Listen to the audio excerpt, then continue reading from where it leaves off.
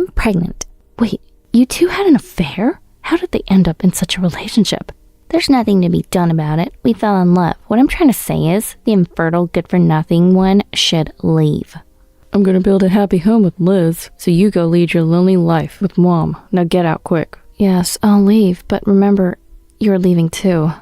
My name is Sophie, a 32-year-old housewife. I've been married to Chester for 5 years. We met at a party. I was invited just to make up the numbers, but as I sat next to him and we talked, we hit it off and started seeing each other. After several dates, he confessed his feelings and we started dating. Conversations with him were always enjoyable. I'm introverted, not very proactive in love. I wasn't the type to get a lot of attention. It had been a while since I had a boyfriend, so this was my first romance in years. He adjusted to my pace, treating me kindly. He was always thoughtful, contacting me regularly and planning our dates carefully. Drawn to his attentiveness, I found myself falling for him more and more, and our relationship smoothly continued. About 1.5 years into our relationship, he proposed to me. I can be my true self around you, Sophie, and it's very comforting. I want to be with someone like that forever. So marry me, stay by my side. With those words, he handed me a ring. Thank you. I want to marry you, Chester. We then held a family meeting and held our wedding. Afterwards, we went on our honeymoon and started living together upon returning. I want you to be a housewife after we're married. I quit my job and became a housewife. Since then, I've been diligently doing housework. I did the cleaning and laundry thoroughly and cooked elaborate meals every day, waiting for Chester's return. Sophie, your cooking's always delicious. I look forward to coming home. Thank you. Yeah, that's totally fine. Thank you for working hard and supporting us. We continue to express our gratitude to each other, living our days full of love. Even after our marriage, Chester remained kind and cherished me deeply. Our married life was incredibly fun and happy. Time flew by and 3 years had passed. However, we had one major concern as a couple. We were struggling to have children. We'd always wanted kids and tried hard, but there seemed to be no sign of it happening. Chester would say, "Let's just wait for it to happen naturally." But after 3 years with no success, it was understandably upsetting. I had fertility tests done just in case, and they showed no issues. Chester was reluctant to get tested at first, but I don't want to be left with lingering doubts, I said, and eventually he agreed to the tests. But there were no problems with Chester either, leaving us perplexed as to why we couldn't conceive. We were still in our early 30s, though, so we believed there was still hope. That was when something unsettling happened to me. It was a call from my sister Liz. "Sophie, long time no see, how have you been?" "Liz, what's up?" "Oh, come on, such a gloomy response to a call from your sister after so long." "Well, you haven't been in touch for ages." The number she called from was unknown to me. She must have changed her number. Liz has always been incredibly selfish, spoiled, and unmanageable since we were kids. It was tough for our parents. During her high school years, she was particularly rebellious, frequently going out at night and causing our mom a lot of trouble. As soon as she graduated high school, she left home. Mom and I tried to contact her many times, but "It's fine," she'd say, never revealing her whereabouts. After persistent questioning, she finally admitted she was making a living through night work. Our dad had passed away when we were young, and Mom raised both me and Liz. I helped with household chores and took care of Liz to lessen Mom's burden, so I always saw Liz somewhat like a child I was responsible for. But to Liz, all that seemed more like a nuisance. When Liz was in high school, she would mock me. "Sophie, you're just so plain, always staying home instead of hanging out with friends, and no sign of a boyfriend either. I'm nothing like you. I wouldn't want to introduce you to my friends." "Why would you say something like that?" "Sophie, you think you're a good sister just because you worry about me, don't you? You hypocrite." I can't believe. Liz was really unpleasant back then, her words harsh and hurtful. Since then, I've had a hard time dealing with Liz. After leaving home, Liz would occasionally show up at our parents' house every few years, always asking Mom for money. Mom, feeling sorry for her struggling life, had been giving her money, but recently she stopped indulging her. That must be why Liz contacted me. I had no intention of giving her money, but then Chester approached me. "Sophie? Oh, sorry, were you on the phone?" Chester looked apologetic, but Liz heard his voice. "I want to meet your husband." Well, that's a bit... "Why? I want to meet your husband." Liz was shouting like that. It seemed Chester could hear too. I forcibly hung up the phone. "If you finally got in touch with Liz, why not meet her?" Chester said. Refusing would make me look bad, so reluctantly I arranged for the three of us to meet. On the day of, Liz exclaimed, "Wow, this is your husband?" She looked at Chester with interest and bombarded him with questions. Chester answered each one politely, and surprisingly, they got along well. Though I didn't want much to do with Liz, I was happy to see Chester getting along with my family. But I never imagined that this would lead to such an incident. After that, Liz started visiting our house regularly. She no longer said awful things to me like before, but I was unsure when she might start asking for money or become rude again. In the midst of this, I heard that Mom had developed mobility issues and needed regular medical visits. I wanted to go back home for a while to see Mom and decide on future arrangements, but that meant I couldn't do the housework. Would Chester be okay with it?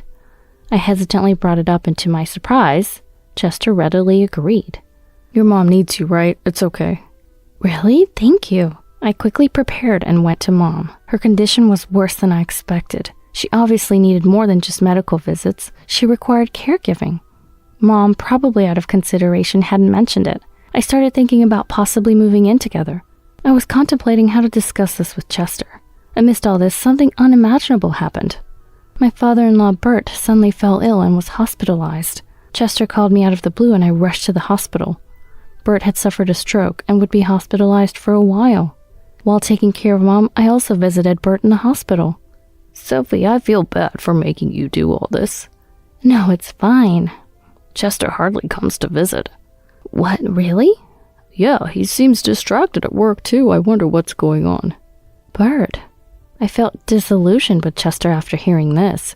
Bert had been living alone since losing his wife, years ago. He must have been relying on his son.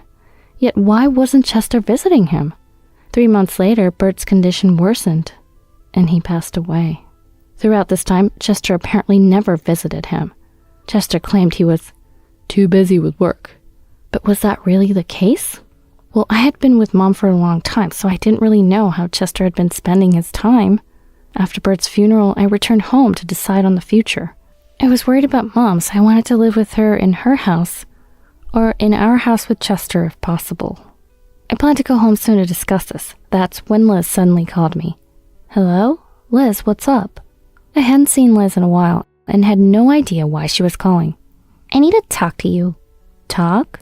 Yeah, I'm pregnant. What? Pregnant? Liz wasn't married.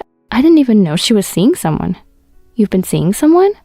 Yeah, you'd be surprised to know who the dad is. Who is it? It's Chester. Chester? You mean... There's only one, your husband, Sophie. Wait, you two had an affair? Well, it just happened, but it was bound to, right? Liz was having an affair with my husband, Chester. How did they end up in such a relationship? Anyway, I'm more suitable for him than you. You can't have kids, and I'm prettier. If I had met him first, I would have been the one to marry him. What are you saying? Don't try to justify stealing him. You had an affair with my husband. It can be helped. We fell in love. What I'm trying to say is the infertile, useless one should leave. Unbelievable. Liz had always looked down on me. This was the worst. I understand. I'll leave. With that, I hung up and decided to return home to start divorce proceedings with Chester. Oh, good, you're here. When I arrived home, Chester greeted me with a smile. You're the worst. Oh, sorry, but it's your fault. You couldn't have kids. The infertility is your responsibility. I haven't been diagnosed with infertility. It's just unfortunate that we haven't had children yet, right? Maybe the hospital made a mistake in your diagnosis? After all, I got Liz pregnant right away. Right, Liz? Chester said, and Liz approached, laughing. Sorry, I got pregnant so quickly, Liz said, rubbing her belly. Our child is definitely going to be beautiful. Yeah, in retrospect, it's good it wasn't with Sophie. I'll build a happy home with Liz. You go live a lonely life with your mom. Chester and Liz laughed heartily. All right, but I'll live happily with Mom. Could you sign the divorce papers while I pack? Sure. While I gathered my belongings, Chester and Liz cheerfully filled out the forms. Now we could finally be together.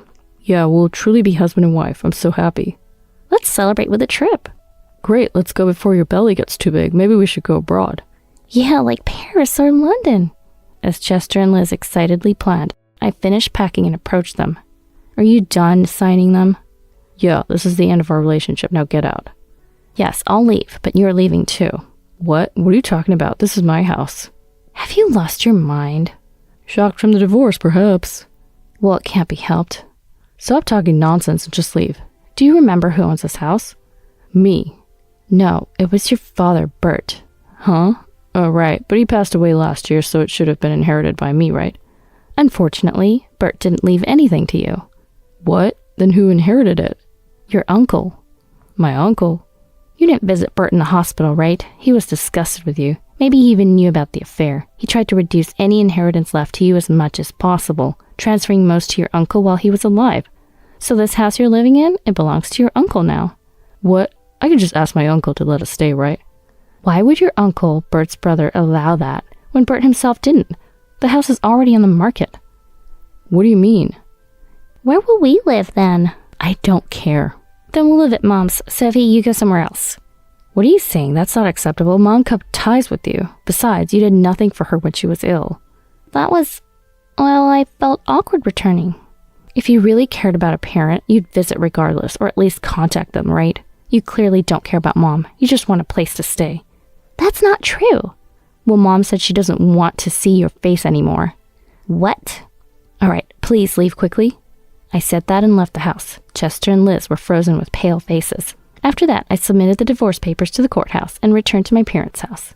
Then I hired a lawyer and demanded compensation from Chester and Liz. I sent a certified mail to Chester's workplace, ensuring that if he failed to pay, his wages would be garnished. This way, I was sure to receive the compensation. I moved to a new house with Mom.